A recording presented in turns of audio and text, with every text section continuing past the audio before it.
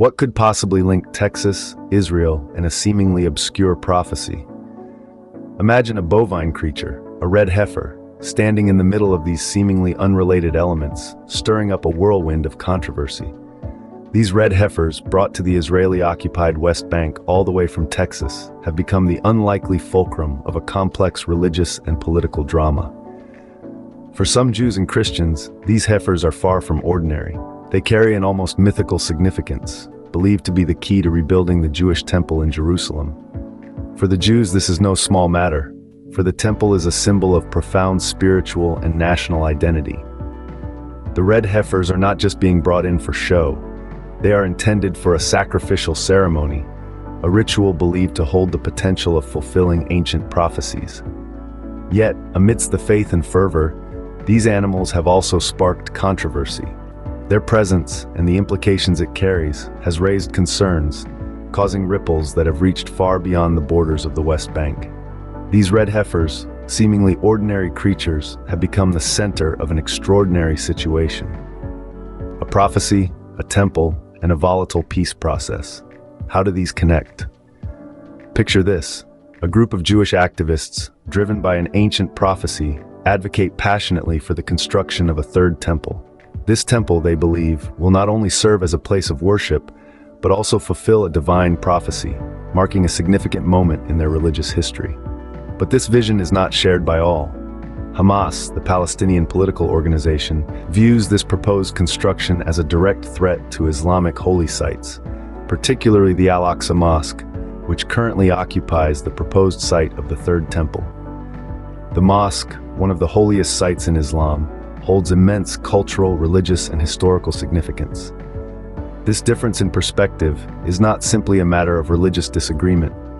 It is a catalyst for escalating tensions in an already volatile region. The prospect of a third temple on the site of the Al-Aqsa Mosque threatens to destabilize the Middle East peace process, raising concerns about potential violence and conflict.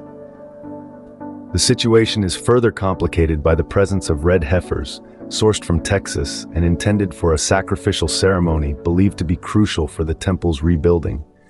These heifers, while seemingly innocuous, have become a symbol of the deep-seated tensions and potential conflict surrounding the Third Temple. The proposed construction of the Third Temple, then, is not just a religious endeavor.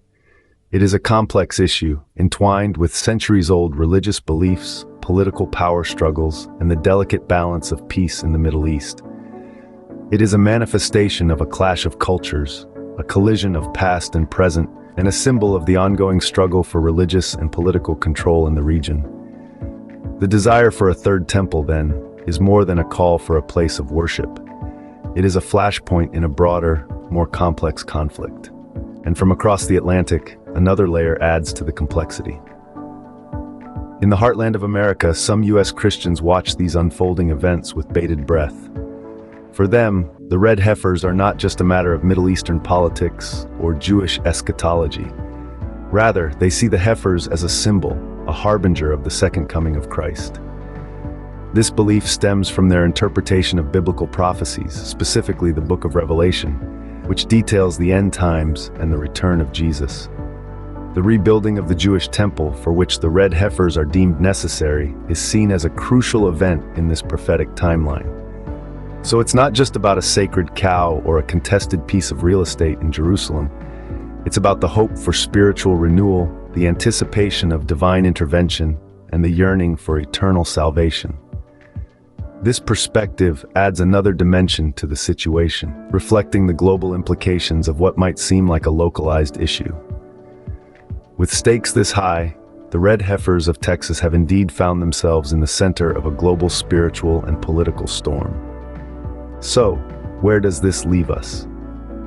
We've journeyed from the plains of Texas to the contested lands of the Israeli-occupied West Bank, unraveled the mystery of the red heifers, and delved into their spiritual significance for both Jews and Christians. This seemingly simple tale of cattle farming has led us into a complex web of religious beliefs, geopolitical tensions, and prophecies of the Second Coming. The desire for a third temple in Jerusalem is not just a matter of faith, but a flashpoint of conflict, with groups like Hamas seeing this as a threat to Islamic holy sites. Meanwhile, across the Atlantic, U.S. Christians see this event like the proximity of the advent of Christ. But we know the Shekinah has to come first in the spirit of Elijah to announce the coming of the groom. In this interconnected world, a story that begins in Texas can reverberate through Jerusalem and echo back in the United States, affecting the lives and beliefs of millions. This is what we have to say. Millions of Christians do not associate the sacrifice of the red heifer with the only begotten daughter of God. That is our true sacrificial offering, and she will fulfill the fall feast. The past solar eclipse on April 8th is God discussing the coming judgment. The passing of this eclipse throughout Texas doesn't catch your attention. From where these red heifers were donated according to their belief for a good purpose. But this is a sin in the Creator's eyes. I wouldn't like to be in the rancher's shoes. These Christians are doing the same thing that the Jews did with Jesus when he gave his life for the house of Israel, especially for the tribe of Judah. The second Messiah was sent on the day of Pentecost to the Gentiles. Most Christians following a religion cannot see the magnitude of this sin. What an abomination this sacrifice is to the eternal God that sure will unfold his judgment not only in Israel but in the U.S. too. More where eclipse passed, because this event is also related to the sign of Jonah. So this is the Father's message for all those listening. The truth will set you free, and salvation comes through the knowledge of the truth. Those who have these two must allow themselves to be washed by the living water, the Holy Spirit, the Spirit of truth, which is the other comforter. Those who do not have these two things are not saved and will have to be molded through suffering. So be prepared, because God's judgment is coming. Watching this situation unfold reminds us that sometimes the most unlikely link can have the most profound implications.